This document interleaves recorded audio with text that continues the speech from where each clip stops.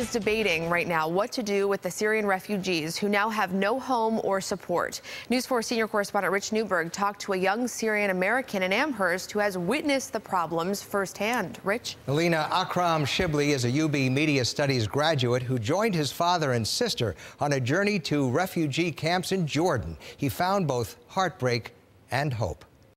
Not all together, wait. These are the network images of tens of thousands of refugees and migrants risking their lives in small boats and rubber dinghies to move their families away from the bullets and bombs in Syria.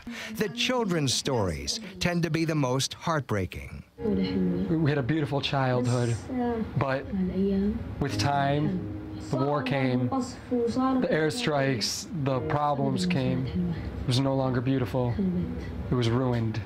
Akram Shibli is producing Waiting at the Door, a documentary based on his interviews with children and mothers in refugee camps who lost fathers and husbands in Syria. The most heartbreaking part of this journey was seeing the stories of the children that lost their fathers, and a lot of them, with losing their fathers, they lost a sense of their childhood.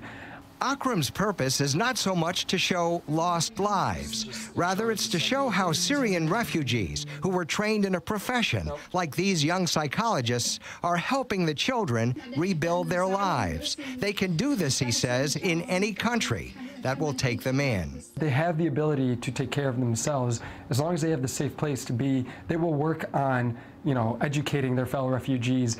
He wants to see the United States play a greater role in taking them in, and says we should not be afraid of them. Because their ultimate goal isn't to just flood our borders and take our jobs, but their goal is to rebuild hope and then return home. Akram's mother lost two cousins to the conflict in Syria, one the victim of a bombing, the other caught in crossfire.